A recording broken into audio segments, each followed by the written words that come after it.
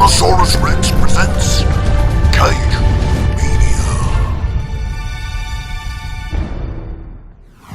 Welcome back to Cinemasaurus Rex. I'm Rocket, and this week it's Godzilla versus King Ghidorah, and my oh my, is there a lot going on story-wise. This place is it's just fucking mental, this one is. I tell you what though, it starts off in the future where we find the dead body of King Ghidorah, but this time he's only got two heads, and just scanning it, he's got big holes in his wings. Hey, what's up? It says, we found this mystical monster with two heads, and she goes, actually no, it used to have three heads. It used to fight against Godzilla in the 20th century.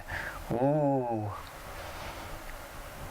So we go back to the 20th century, and we're in the 1992 now, that's where we are, and we're in this museum, the dinosaur exhibit. This guy is going crazy saying, hey, I've seen a real dinosaur. I don't actually know what his point is actually, but he's just saying, I've seen a real dinosaur. You speak to me about dinosaurs, I've seen a real one. Don't listen to scientists, I've seen a real one. And he gets escorted out because he's talking shit, frankly. Even if he has seen a dinosaur, doesn't mean he knows anything about it, does it? You know, I've seen a cat. I don't know much about cats, to be honest, but I've seen one. I've seen a giraffe. I haven't a fucking clue about giraffes. What's he on about? It turns out he was in this squadron in 1940s. That was, I can't think it got the Bikini Island or something like that. Anyway, he's on this little island. Oh, Lagos. He's on this little island in the 40s. And he's saying that, you know, when America and Japan were having a war, this dinosaur came along and saved them. So, you know, he's passionate about his dinosaurs, he loves them, and they love him. And that's how he sees it. 10 years later, so 1954, they then start doing the H-bomb testings around that area, and voila, that's where Godzilla comes from. That's where it all came from. So around the same time, we see these people from the future travelling around in this UFO. The army are a bit confused, what's going on. This spaceship lands, all the army come, saying, hey up, who are these fellas? And like, we're from the future, we want to speak to your Prime Minister. Right, alright, so they set up this meeting, and it's like, right, we're from the future, basically what we want to do is get rid of Godzilla, because Godzilla is going to destroy all of Japan, so we want to get rid of Godzilla. Saying, well, why are you asking us? You know, if you want to get rid of Godzilla, why don't you just go straight back to then, when it happened, sort it out? Why are you coming to the 90s asking me about it? What am I going to do? Because even if I said, no, you're going to go back in time and fucking do it anyway, so why are you coming asking my permission? What are you doing, dickhead? Hey, future, are you thick? What are you doing? So, anyway, they're quite happy in the end for them to go back and get rid of Godzilla, because hey, it's a problem off their lot. It's, you know, it's a lot off their mind, isn't it? So they're like, yes, get rid of Godzilla, go on, go back in time and get rid of Godzilla. So they then go back in time from 1992 to the 40s. In the middle of the war, you know, Japan, America going around, and all of a sudden you hear this big thud, this dinosaur, and well, I think it's kind of a Godzillasaurus, although an actual dinosaur called Godzillasaurus has been named now, which doesn't look like that Godzillasaurus, so can't call it a Godzillasaurus. They kind of mentioned T-Rex a few times, but it doesn't look like a T-Rex. It's got three claws, it's got a shorter head and all that lot, so... And it's a lot bigger than a T-Rex as well. It's just like the biggest fucking... big ass dinosaur anyway. So it's just basically unmutated Godzilla at this point. He comes, he starts, you know, knocking down trees, killing some of these American army and stuff like that. Knocking it all down and stuff like that. I should mention, before our future people landed on this, they go straight past this American Navy ship, and then this captain's like, hey, is that a spaceship? Let's report it. And he goes, don't be silly, Major Spielberg. You might want to tell your son about that one day. So there's a little nod, you know, Steven Spielberg's dad saw this all happen. So the dinosaurs are attacking and getting rid of the American army, so they're like, help us. They ring to the Navy ship, and it's like Major Spielberg picks up the phone. He's like, dinosaurs? What's this? So they do go and kill it, but I was half expecting him to go, hey, put the phone down. You can tell your son about this one day. But obviously Jurassic Park weren't around then, so that didn't happen. So they go, all the Navy go attacking this big dinosaur, so they're shooting the shit out of it, doing a good number on it as well. Kind of falls down, collapses. The American army are rejoicing, and one of them goes, "Take that, you dinosaur." It's like, is that an insult? I don't even know. It's like, are you proud? You just killed a dinosaur? Are you really that proud about that? Is that something you'd be proud of? Because if there were like a dinosaur left on Earth, I don't think we'd be rejoicing over the fact we kill it, you know, but whatever. So all these little American troops go over to Godzilla and start taunting it, basically, saying, yeah, we killed him, but he's not quite dead. He gets up, starts stomping on him, and I think he might eat someone, something. He gets rid of him, then he walks off, and then he does fall over, and the wounds from the Navy are too much for him, and he's about to die. So this little man from Japan who was in the museum telling everyone he'd seen him, he's the commander of this little Japanese fleet, and they're like, you know, God bless you, Godzilla. Oh, well, unnamed Godzilla. God bless you for coming and saving us all. And it's like, hang on, mate. I don't think he was coming to save you. He was going to kill everyone. He just happened to not be the ones that pissed him off as much as the Americans. So calm your tits, lad, for starters. So they all salute him. One of them gets teary-eyed. He's like crying over the fact that this thing's died. And it's like, oh, thank you, thank you. So the future people are just chilling in the ship whilst all this happens. And once all the storm calms down, they're like, right, we're going to teleport this Godzilla into the middle of the sea. So in 10 years, when they do H-bomb testings, voila, problem solved. Although, one of them little sneaky future people had these little monsters, whatever they're called, pets, called Dorats, and she chucks them out the window. So they've moved Godzilla into the sea, this Godzillasaurus into the sea, chucked the Dorats out the window, and then they go back to 1992. So Godzilla doesn't exist anymore. However, these little Dorats, they got hit by this nuke, and now they become King Ghidorah. So they go back to 1992, and it's like, well, you did a good job, lads, we got rid of Godzilla. Japan rejoice, Japan loving it, yay, no more Godzilla. However, we've got King Ghidorah now. I'm like, oh no. Well, this weren't a good idea, were it? Who agreed this? Well, we shouldn't have done that. Now we've got King Ghidorah destroying Japan. He's going mental. So King Ghidorah is now destroying all of Japan. It's funny because when they come back to 1992, technically they've changed it, so Godzilla never existed. Yet they all know about Godzilla and the history, so for some reason everyone else in the world is also caught up with this change. So the time travel gets all shades of fucks up here.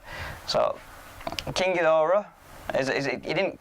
Like, the H1 was dropped on me in the 50s, but he didn't appear until the 90s, so it took 40 years for him to get Japan. God knows what happened in that 40 years. Just glaze over that, shall we? So King Ghidorah's there destroying all of Japan, and like, oh, fuck, what are we going to do now? And apparently this was the future people's plan all along. It was like, haha, turns out Japan are actually secretly going to get really rich in the 22nd century, so we're going to destroy them so that they're not rich. So that's their plan, basically. I mean, probably with better plans, if you've got the ability to time travel, there's probably better ways of making sure that Japan don't get rich. Go back even further, just wipe them out or something, I don't know. Don't know why they were relying on this monster to do the job for them, but that's their plan. But Japan's plan to retaliate this ain't much fucking better neither, because they're like, right, what do we do now? It's like, right, King Ghidorah's about. Says, I know. Where they moved this Godzilla, why don't we nuke that and create a new Godzilla so he can come and fight Ghidorah? And Japan are like, yay! He's like, we just tried to get rid of the fucker. Now you want to bring him back? Well, it's the only plan I can think of. So they bring back Godzilla. So Godzilla comes back out to sea, and then this is where we have our first big fight. Godzilla versus King Ghidorah. Now I should mention that King Ghidorah is also being controlled by the future people because he's controlled by sound or something. So we get Godzilla versus King Ghidorah. King Ghidorah first firing all his lasers at Godzilla. Godzilla tries to atomic breath him, but King Ghidorah's blocking it with his wings. Does a good number, flies around, does a big drop kick on Godzilla, starts stomping down. He's like, he's got the upper hand here. King Ghidorah's going to win it. King Ghidorah is going to be a new champion at this rate. And then all of a sudden, something happens on the little ship where they're controlling Ghidorah. These Japanese people blow up inside parts of the ship, so all the audio communication is disrupted. So now King Ghidorah has a little fit because he's got his headache's gone. So he falls on the floor. Godzilla gets up, gets his tail, starts slapping him, banging him on the floor. King Ghidorah then gets one of his heads, wraps it around Godzilla's throat, trying to strangle him. Godzilla breaks out of that, atomic breath, and actually takes one of the King Ghidorah's heads clean off, just wipes it out. And then this little future ship, they're laughing because, like, well, we've done our job. Even though you got rid of King Ghidorah, which was our whole entire plan, you've got Godzilla back, so he'll destroy Japan. So yay. So your plan was to come back in time, get rid of Godzilla, and then when we bring back Godzilla, you're thinking, oh well, the plan will still work anyway. Why the fuck have you come back to get rid of this Godzilla? Weren't he just going to do the job for you? But apparently not. So our heroes get the little Japanese, get the future people's ship, teleport it in front of Godzilla so Godzilla can kill the future people. So they're dead. And then King Ghidorah, whilst he was on the floor at this point with two heads, he sees his opportunity to fly away, but Godzilla shoots through his wings. King Ghidorah goes straight down, and Godzilla's won. And Godzilla is still your heavyweight champion. Godzilla's still your heavyweight champion. But what about the people of Japan? So, at first their plan was to get the future people to get rid of Godzilla. Then when that didn't work out, and King Ghidorah's back, so they think the new plan was to then get Godzilla back so he could kill King Ghidorah. So Godzilla's done that, but Godzilla is still now going to try and destroy Japan. So Japan's next idea is to get the other little time-travelling ship, go to the future, resurrect King Ghidorah, make him a cyborg, bring him back, and then let him fight Godzilla. It's like, are we going round in fucking circles here? What are you doing? Who do you want? Do you want King Ghidorah or want Godzilla? What the fuck are you doing?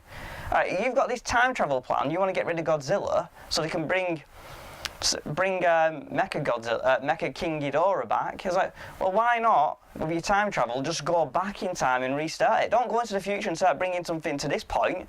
Go before this point, before Japan's killed everything. What are you doing? They're like, no, we can't do that. Time doesn't work like that. What do you mean time doesn't work like that? You got a fucking time machine. What is wrong with you? You're fucking numb in the head. I don't know what is going on. Japan's plans here. Fuck me. So they go to the future, resurrect King Ghidorah, when Godzilla at this point is destroying Japan as he does. So they don't bring Mecha King Ghidorah back before that point. They bring it back to the current time, whilst half of Japan's fucking destroyed, and then get Mecha Godzilla versus Godzilla. But before Mecha Godzilla makes it back in time, the little man, the crazy man from the museum who was in charge of that Japanese fleet, he has a little one-on-one moment with Godzilla. He's like, you were friends with me when he saved our fleet from the Americans in the war.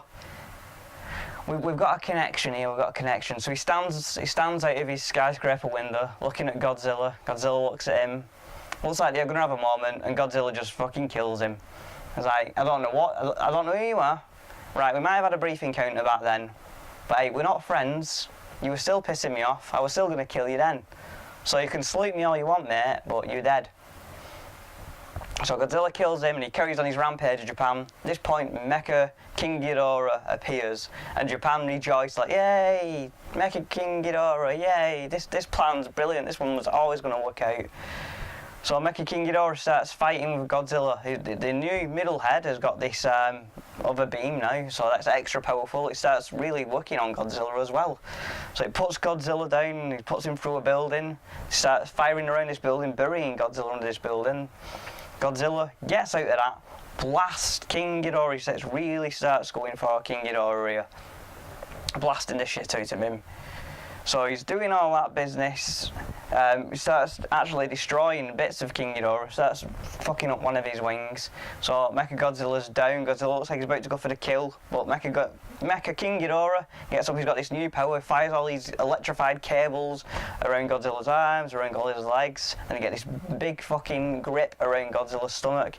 And King Ghidorah starts to try and fly off. Don't know where he's flying off. He's got a big hole in both his wings at this point, but flies off. Godzilla's like, what are you doing? So Godzilla fires this atomic breath right into all this stuff that's picking him up, and they both fall down and collapse into the sea. And then Japan rejoice like, yay! And then the future people bugger off back to 23rd century. So it's like, well, have you helped here? Well, what's gone on? I mean, you had this big plan here. I think has any of these plans worked? Have you just come for fucking ruin Japan? Everything's fucked here. You've come back in time trying to fix things, and you've just fucked us. Japan's in bits. Godzilla's around. Now we've got Mecha Godzilla under the sea. Fuck knows what's going to happen there, lads. It's like, Jesus, these future people, the right dickheads, they've just come and fucking destroyed everything. It's like bastards. So, Godzilla, Mecha Ghidorah, under the sea. That match ends in a draw. Godzilla, still your heavyweight champion. So he's on a real good reign here. In terms of fighting, there's not a lot of fights. There's still something to keep you entertained in the fights. Yeah, pretty decent, but they're not very long. The story, however, is so mind-baffling that you just can't help but be entertained because you're just trying to keep a track because nobody's keeping track of this timeline. Fuck knows what's going on. Nobody seems to know what the right hand don't know what left hand doing. Future people don't know what past people doing. Past don't know what future's doing. It's all over the fucking place. Mental. They've all gone nuts. They have.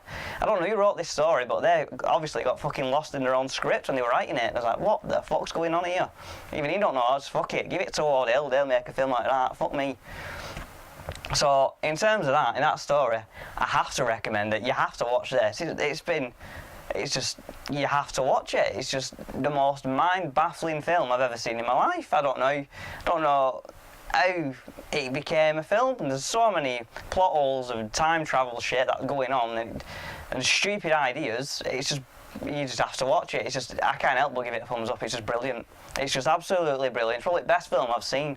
It might be, I think it's definitely my favourite Heisei film, definitely. Because it's just fucking mental, it is. So our next film is Godzilla versus Mothra. So, Godzilla, one-on-one with Mothra. We know what happened last time in the Showa series. Godzilla did kill Mothra, but the two little lava babies came and took Godzilla out. So I don't know what happens in this. I don't know if Godzilla going to put his title on the line, because I think this is the one with Batcher in it, so I'm not too sure if there's any actual one-on-one fight. So Godzilla potentially going to be putting his title on the line next week. Not too sure. Can't remember this film at all. So, next week, Godzilla vs. Mothra. And let's just hope the story is a bit more straightforward than this fucking one. Adios.